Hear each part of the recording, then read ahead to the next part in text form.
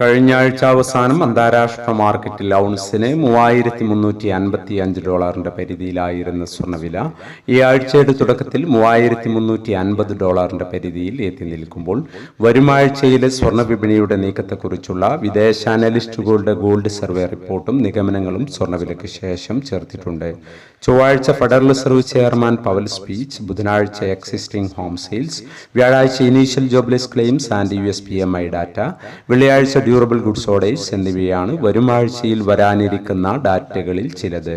ഇപ്പോൾ തങ്കവില ഗ്രാമിന് കാലിക്കറ്റ് 9,730, തൃശൂർ എറണാകുളം 9,720 എന്നീ നിലകളിലാണ് എത്തി നിൽക്കുന്നത്. എല്ലാ വ്യൂവേഴ്സിൽ നിന്നും ഒരു ലൈക്ക് പ്രതീക്ഷിച്ചുകൊണ്ട് ഇപ്പോഴത്തെ സ്വർണ്ണവില നോക്കാം. ഇന്ന് വിലമാറ്റം ഇല്ല. ഇന്ന് 20/7/2025 പവന് 73,360, ഗ്രാമിന് 9,170. വരുമാഴ്ചയിലെ സ്വർണ്ണ വിപണിയുടെ നീക്കത്തെക്കുറിച്ചുള്ള വിദേശ അനലിസ്റ്റുകളുടെ ഗോൾഡ് സർവേ റിപ്പോർട്ടിൽ 53% വാൾസ്ട്രീറ്റ് അനലിസ്റ്റുകളും 62% ഇൻസ്റ്റേറ്റ് നിക്ഷേപകരും സ്വർണ്ണവില ഉയരുമെന്ന് അഭിപ്രായപ്പെടുമ്പോൾ 7%, 17% സ്വർണ്ണവില കുറയുമെന്ന് അഭിപ്രായപ്പെട്ടു. 40%, 21% ന്യൂട്രലായി തുടരുകയും ചെയ്തു.